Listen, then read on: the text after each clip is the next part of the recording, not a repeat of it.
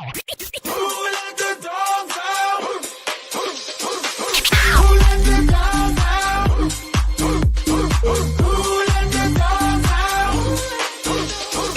Who let the dogs out? Who let the dogs out? Hey everyone, it's Pup Twigs here, another episode of Unleashed. And joining me today is Pup Angel from Hillsboro, Oregon. How are you? Hi, everyone. I'm good. How are you? We're doing really good. So glad you could join us. Uh, Thank you. I'd like to find out a little bit of history behind number one names and hoods. So let's start with the name first. What was your inspiration behind Pup Angel? So it's actually from my persona's name. I became a furry in like 1998. Okay. So I'm an old dog. And back when I became a furry, it was mostly like very pet centric for me. I really wanted to be somebody's pet all the Okay. time. And my name as my persona was Angelique Dark Paws Mephistopheles. Oh wow. It's very, very long and involved. I mean, uh, tell me you're a goth without telling me you're a goth, right?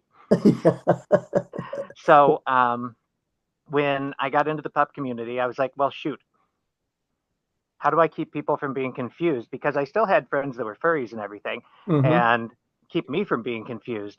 Like, so Pup Angel was the name that I chose, and then Sir liked it, so we kept it. And that works. So you were been a furry for a long time. Oh yeah, Awesome, oh yeah, awesome. I'm a long time, 1998. That is a quite a stint there. So Yeah, absolutely.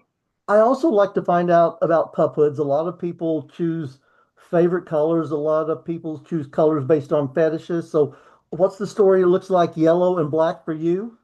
Yeah, so this is, I mean, this is my normal show hood that I wear now, with the yellow and black. But I got a prop here. Sorry.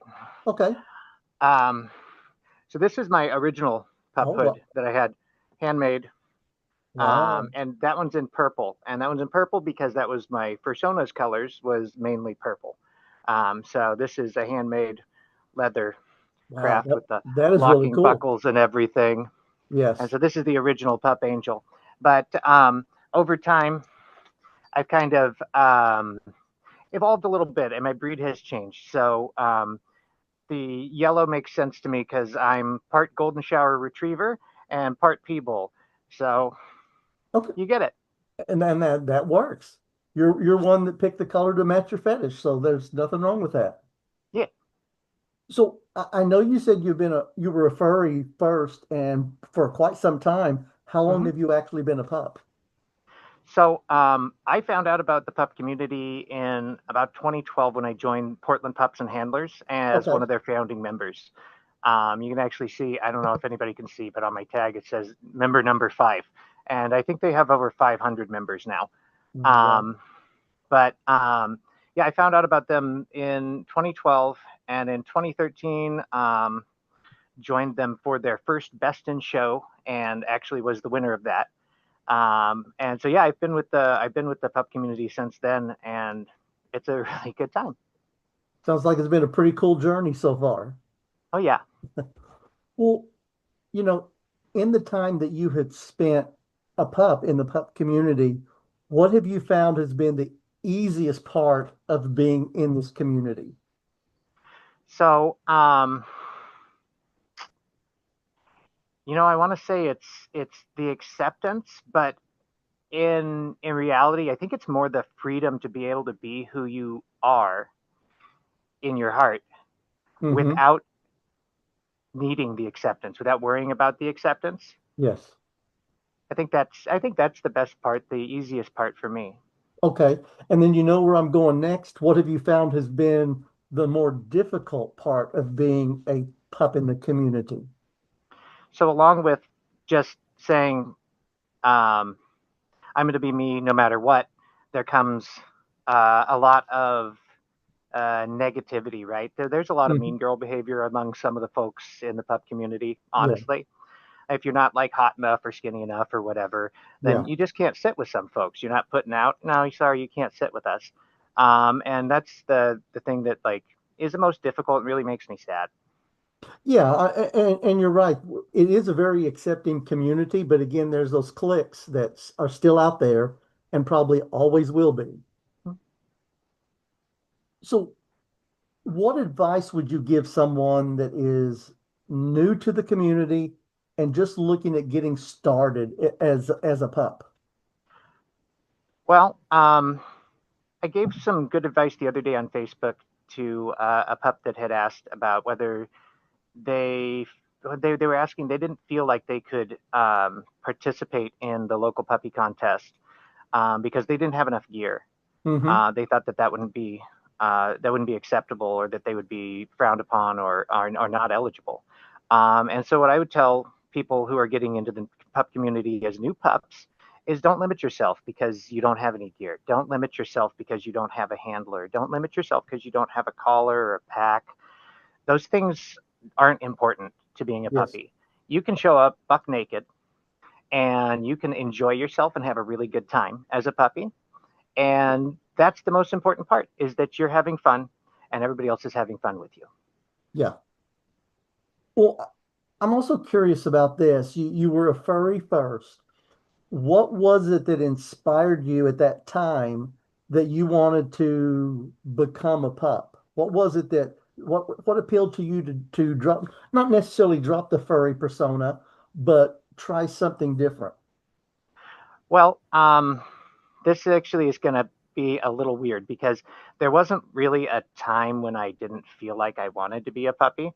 I just didn't know that I could be. And Okay. so the furry thing was as close as I could get, right? But um, when I was young, my mom actually raised champion Springer Spaniels Mm-hmm. and was a champion breeder and trainer for Springer Wow. Spaniels. And I was kind of raised as a dog. Okay. So I've always loved being a dog, and it really just feels natural to me. It's my favorite state of being. And that works. I just always curious on when you decided when that light bulb kicked on that, oh, this looks like fun. I want to be a pup. Oh yeah, I used to eat out of the dog dish and everything. Oh, nice. I still do now. Nothing wrong with that. You're Pup Angel. So That's right.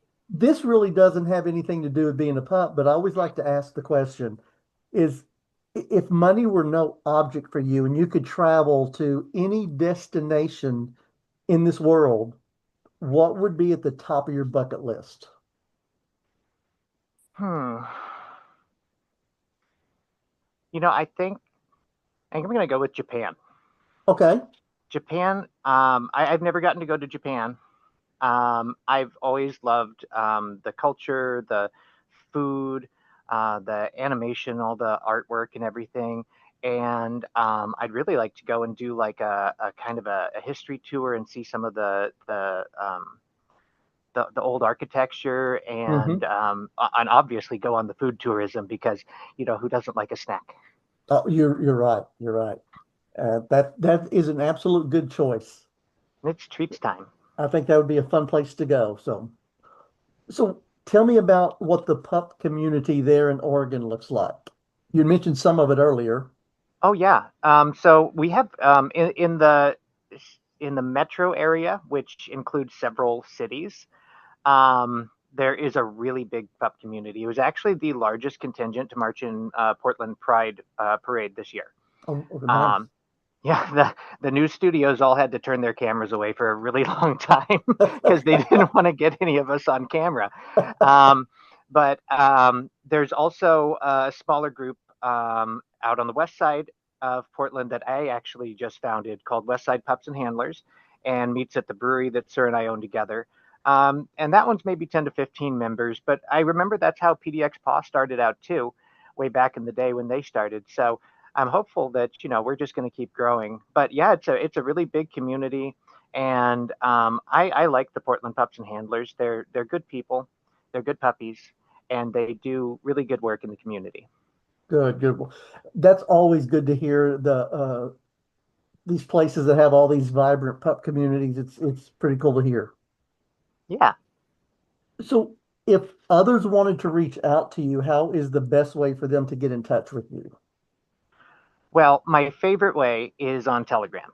Okay. I almost try to use Telegram exclusively for all of my messaging, and my Telegram handle is at pup underscore angel PDX. No spaces in there. You can also find me on Facebook as Jacob Cannon. Okay, awesome. We'll make sure that gets included. Perfect. So any last words, any last plugs for you before we get off of here? So yeah, I do actually. So what I would say to anybody: go out, have fun, get dirty, play rough, and love big. And a little plug for me, yeah. Check out bdsmbrewing.com and see the brewery that Sir and I own together. We're growing soon. Yeah, I will definitely go check that out. Well, listen, it's been a pleasure having you on. I know this isn't going to be the last time that we talk, so go and enjoy the rest of your evening. Mine's almost over, seeing that we're 3 hour time difference, but hey, that's all right. Thanks. It was so good talking to you. All right, talk to you soon. Talk to you soon. Bye bye.